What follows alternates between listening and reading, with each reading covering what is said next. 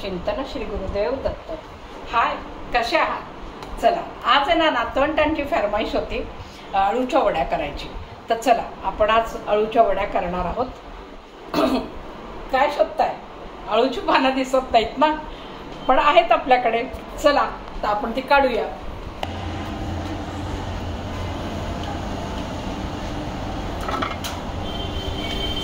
ही बघा, अळूची पानं आलेली आहे। आता ही आपल्याला काढायची। कशी छान मोठी पानं आलेली आहेत। आता ही काढायची, त्याचं आपल्याला वडी करायची। हे बघा, आहेत की नाही मस्त अळूची पानं, आणि ही ना अजिबात खाजाळू नाही आहे, खूप छान आहे। चला वड्या टाकूया। चला, हे ना आता अळू आपल्याला व्यवस्थित कटिंग करून घ्यायचं आहे। म्हणजे याच्या दांड्या ज्या आहेत ना त्या आपल्याला कापायच्या आणि पानं स्वच्छ करून घ्यायचे। आता ती मी करते। हे बघा, हे जे दांड्या आहेत ना या आपल्याला अशा कापून घ्यायच्या।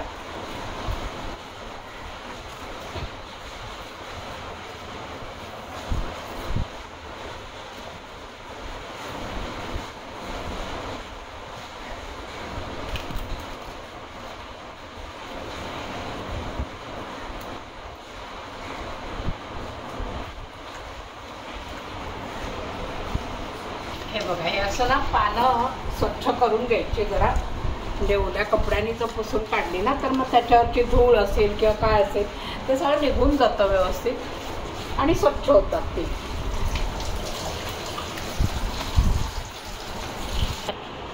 आता अळूच्या वड्या बनवताना आपल्याला पीठ कालवून घ्यावं लागेल। म्हणजे त्याला जे आता आपण सारण लावतो तर ते सारण आपल्याला बनवावं लागतं। त्याच्यासाठी आता मी घालते चण्याचं पीठ।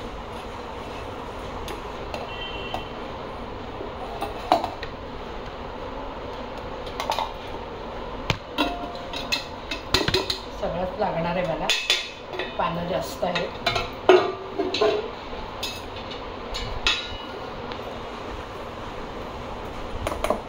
आणि आता ह्याच्यामध्ये ना मी थोडंसं ह्याच्यामध्ये तांदळाचं पीठ पण घालणार आहे। तांदळाचं पीठ थोडं घालायचं म्हणजे मला असं कुरकुरीतपणा त्या वडीला येतो, चांगली खुसखुशीत बनते, कुरकुरीत बनते। अगदी जास्त घालायचं नाही, साधारण 1-2 चमचे पीठ बास झालायला। म्हणजे छोटा टेबल स्पून असतं ना तेवढंच घालायचं, फार नाही घालायचं। हे बघा, ह्याच्यामध्ये मी दाखवले 2 टेबलस्पून पीठ आहे। आणि आता घालायचं आपल्याला मीठ साधारण 1.5 चमचा घालणार आहे।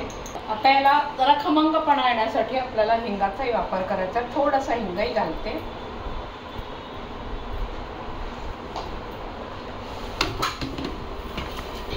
आणि थोडं लागणार आहे माझ्या त्याच्यामध्ये ओवाही वापरते। ओवाही घालायचा आपल्याला। ओवा घातला ना की त्याला जो ओव्याचा जो खुसखुशीतपणा म्हणजे जो स्वाद आहे ओव्याचा तो येतो चांगला। तर ओव्याला आपण असं जरा घासून घ्यायचं म्हणजे मग त्याचा वास आणखी म्हणतात ना तो वाढतो दर्प त्याचा। त्यात घालणार आहे मी तीळ।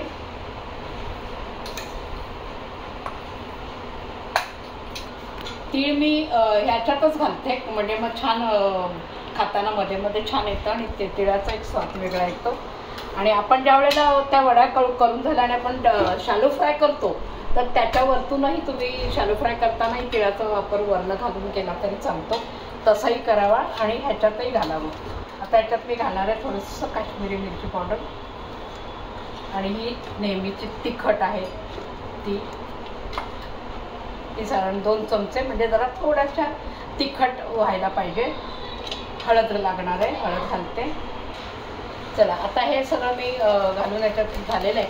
आता याला लागणार आहे थोडीशी आपल्याला चिंच अशासाठी की तशी तर ती पानं खाजळू नये पण थोडासा आंबट गोडपणा त्याला येतो ना वडीला, म्हणून चिंच आणि थोडीशी साखर हे घालायचं। म्हणजे मग अळू अतिशय छान अशी सुंदर लागते। तर आता ही चिंच मी भिजत घालून ठेवली होती, त्याचा कोळ आधी काढून घेते।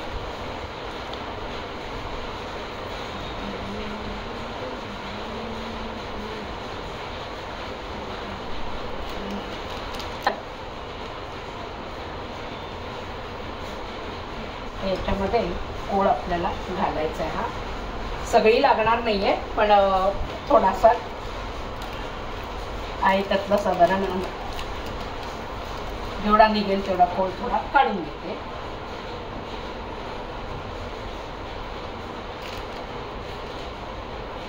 आता ह्याच्यात घालायची आपल्याला थोडीशी किंचित साखर, ती पण मी घालते.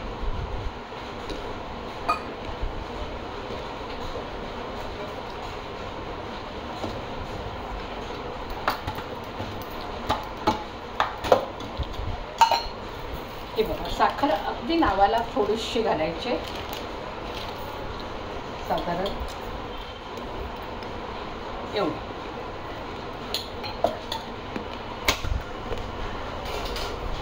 आणि आता हे सगळं आपल्याला काढून घ्यायचं.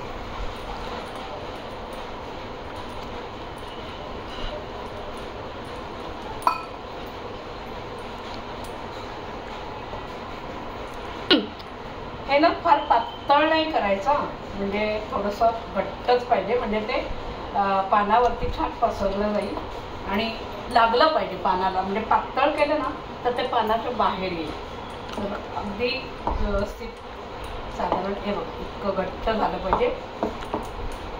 ह्याच्यात व्यवस्थित काढून घ्यायचं, म्हणजे त्याला गुठळ्या राहायला नाही पाहिजेत पिठाच्या.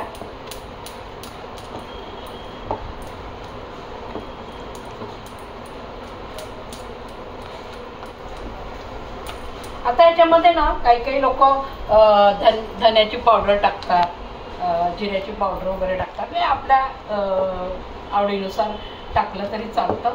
मी तसं टाकून केलेले बरेच वेळा, नाही असं नाही, नसली तरी चालतं. तर मी आज काही घातलेली नाही याच्यामध्ये धन्याची पावडर, कारण धन्याची पावडर माझी नेहमी वाटून ठेवलेली असते, ती संपली आहे.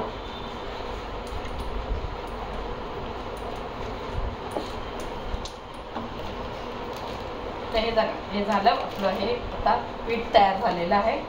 आता याला अळूच्या पानांना आपल्याला थोडं थोडं असं लावून घ्यायचं आहे. आता हे जरा थोडंसं चाखून बघायचं आपण, ज्याच्यामध्ये मीठ वगैरे जे काय आपण टाकलेलं आहे, तिखट आहे, हळद हे, तर त्याचं प्रमाण आपण बघता येईल आपल्याला की व्यवस्थित मीठ तिखट लागलंय का नाही. थोडंसं मला मीठ कमी वाटतंय, कारण कसं आहे ना, हे जेव्हा आपलं तयार होईल ह्या वड्या आणि आपण तळायला टाकतो की मग तळताना थोडंसं त्याचं मिठाचं प्रमाण कमी होत असतं, म्हणून बरोबर अगदी मीठ पडलं पाहिजे. थोडंसं लागतंय, मी घालते का. बाकी तिखटपणा वगैरे अगदी बरोबर आहे. आता ही पानं आहेत ना अळूची, खूप मोठाली आहे, त्याच्यासाठी ना मोठं ताट नाही आहे, तर मी इथे ओट्यावरच ठेवून त्याला लावणार आहे. आता हे पान आहे ना, हे बघा, हे पान काळा जो भाग असतो हा, तो आपल्याला असा उकडा घालायचा आणि पाठीमागे पानाच्या उलट्या बाजूला आपल्याला हे पीठ लावायचं असतं. आणि पीठ लावताना ना खूप जाड लावायचं नाही, तर पातळ लावायचं, म्हणजे मग ती वडी आहे ना तळताना आपली कुरकुरीत होते छान. नाहीतर मग जास्त जाड लावलं की ते फार पिठूळ असं लागतं खाताना, तर तसं नको. म्हणून मग पातळ थर लावायचा अगदी पिठाचा.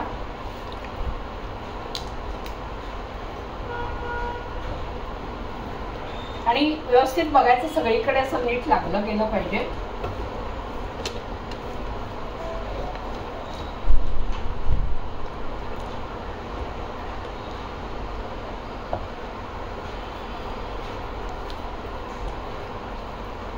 काही लोक काय करतात की पीठ खूप लावून ठेवतात, अगदी पाच चोपडतात पीठ त्याला, मग ते ना म्हणतात कुरकुरीत होत नाहीत वगैरे असं. तर ते कुरकुरीत न होण्याचं कारण तेच असतं, अति पीठ लावायचं नाही, म्हणजे मग कुरकुरीत होतात. अति पीठ लावलं तर मग ते कुरकुरीत होत नाही. आता हे पान लावताना पण एक पद्धतीने लावायचं. आता हे मी पान असं ठेवलेलं आहे बरोबर. आता हे दुसरं पान ठेवताना हे नेमकं असं ठेवायचं, म्हणजे ह्याचा जो भाग आहे हा असा वर करायचा इथे, आणि त्याच्यात लावून घेऊन पुन्हा याला पीठ लावायचं.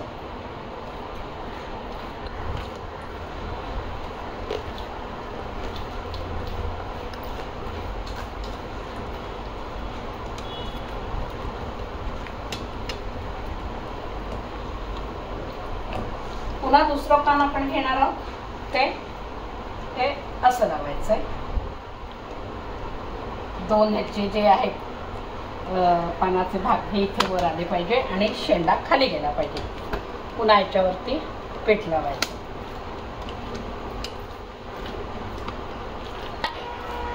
आता माझ्याकडे ना ही 6 पानं आहेत काय, तर 6 पानांमध्ये मी 2 गुंडे तयार करणार आहे. छोटे छोटेच करायचे, फार मोठे नाही. आता हे जे आपण पान लावलं ना, इथे टोक केलं, ह्याच्या मागचं कारण असं आहे की ज्यावेळेला आपण हे उचलतो तर मग हा जो भाग ओपन असतो ना, हाही आपला व्यवस्थित इथे असा झाकला जातो. म्हणजे इथे त्याला हे बघा या पद्धतीने झाकून ठेवता येतं व्यवस्थित. आणि ज्यावेळेला गुंडा आपण असं फिरू ना, गुंडाळी करू त्याची, त्यावेळेला ती पानं अशी आतली सुटत नाही. म्हणून मग ह्या अशा पद्धतीने लावायचं. आणि आता पुन्हा याला आपण वरतून पिठाचं लेपण करायचं. आता ही जी साईड आहे बाजूची, या साईडला सुद्धा आपण इथे असं दुमडून घेणार आहोत, चिकटवून घ्यायचं आणि पिठाचं लेपण करायचं.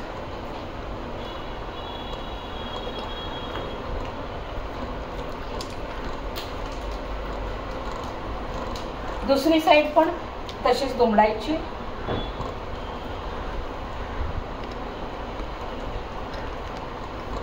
आणि हे पीठ असं व्यवस्थित सगळीकडे लागलं गेलं पाहिजे, अशा पद्धतीने लावून घ्यायचं. आणि मग आता ह्याचा आपल्याला करायचा तो गुंडा. गुंडा करताना हे जे टोक आहे ना, ते खाली निमुळत हे असंच ठेवायचं टोक. आणि या वरच्या साईडने आपण गुंडाळी करायला घ्यायची. तर गुंडाळी करताना अगदी व्यवस्थित जवळ अगदी करायची, म्हणजे कशी ती घट्ट बसतं, ते छान सुटणार नाही. आपण ज्या वेळेला कुकरमध्ये लावू शिजायला त्यावेळेला ही सुटत नाही. मग वळकटी ह्याची मस्त वळकटी अशी घट्ट करून घ्यायची. आणि जे हे टोक आलंय ना, तर हे टोक बरोबर ह्याला इथे जर पीठ नसेल तर आतून पीठ लावून घेऊन व्यवस्थित चिकटवून घ्यायचे. आता बघा इथूनही आपण दुमडल्यामुळे ही बंद झाली बाजू, ही बंद झाली आणि वरचं हे टोक आलं. आता याला आपल्याला ठेवायचं आहे एखाद्या डब्यामध्ये. तर डब्यामध्ये ठेवताना सुद्धा ना, खाली डब्याला तेलाचा हात लावून घ्यायचा. तर मी आता तेल घालूनच ठेवलं याच्यामध्ये. तर हे तेल आपल्याला सगळ्या डब्याला चोपडून घ्यायचं आहे. कारण आपण ज्या वेळेला ही वडीचा गुंडा हा जेव्हा आपण शिजवू कुकरमध्ये ठेवून, तर तो खाली ना चिकटणार नाही आणि त्यामुळे मग पानं फाटणार नाहीत. म्हणून मग त्याला व्यवस्थित आपल्याला तेल लावून घेतलं की ती फाटत नाही. आता हा गुंडा आपल्याला ठेवायचा. आता हे जे आहे आपण चिकटवलेला भाग हा आतल्या साईडला ठेवायचा, असं खालच्या साईडला ठेवल्यामुळे काय होईल, ते जेव्हा शिजेल त्यावेळेला ती गुंडासुद्धा तो असा फुगतो, वर असा मोठा होतो. तर त्यावेळेला पानं सुटू नये म्हणून मग ह्याला दाबण्यासाठी खालच्या साईडला ठेवायची, म्हणजे ही दाबली जातात. आता दुसरा गुंडा तयार करते. चला आता हाही गुंडा ह्याच्यामध्ये घालून घेतलेला आहे आपण.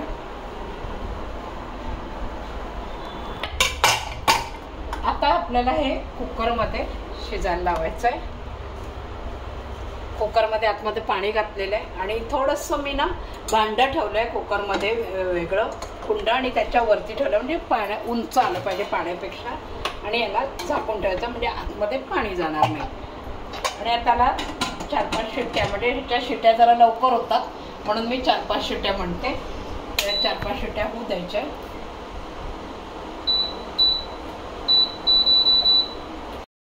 चला हे बघा आपल्या ही गोंडे आता शिजून झालेले आहेत. त्याला मी काढून घेते.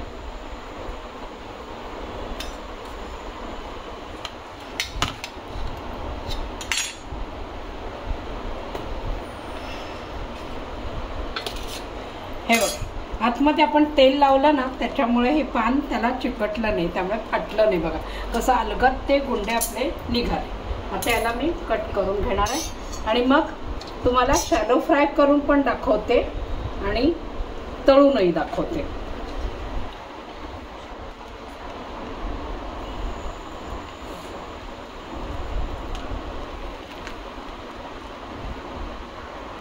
आता आता मी हे कापून घेते. तत्पूर्वी आधी पहिले तेल तापवायला ठेवते, कारण आपल्याला तळायचे आहेत. इथे तेल तापेल तोपर्यंत माझं कटिंग होऊन जाईल, कापून होतील या वड्या. चला, हे आपलं तेल तापतंय, त्याच्या आधी मी शॅलो फ्राय करून घेते. तवा ठेवायचा आणि मग त्याच्यावरती आपल्याला तेल घालून घ्यायचंय.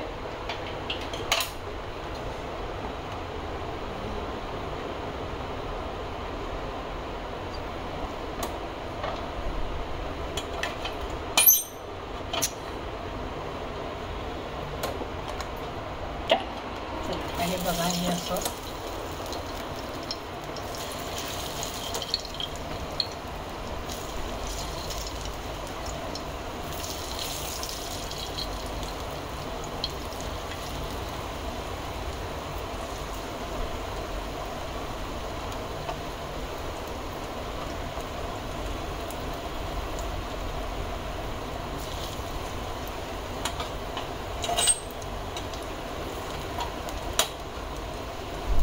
ज्याला म्हणतात ना डीप फ्राय, म्हणजे खूप तेलकट खायचं नसेल, आवडत नसेल, तर त्यांनी शॅलो फ्राय केलं तरी चालतं.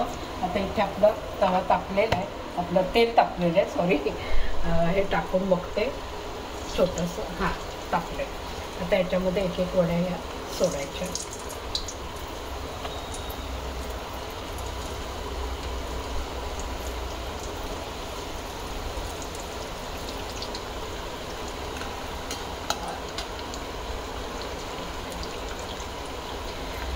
आता हे दोन्हीकडनं ना परतून घ्यायचं. परत जरा आपल्याला पलटी मारायची, म्हणजे मग त्याच्यावर तेही परतून जाईल चांगलं तेलामध्ये, आणि मग त्याच्यावरती आपल्याला तीळ पेरायचं.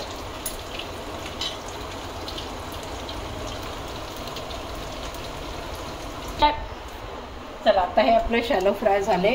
त्याच्यामध्ये मी तीळ घालून घेते, म्हणजे तीळही थोडेसे भाजले गेले पाहिजे आपले.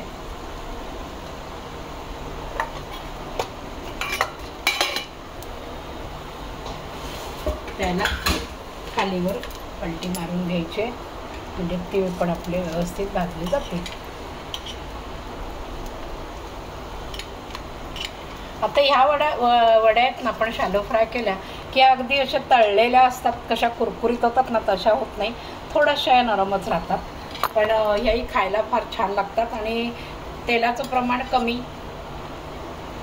तेल जर जास्त खायचं नसेल तर हे अगदी उत्तम आहे अशा पद्धतीने करणं पण.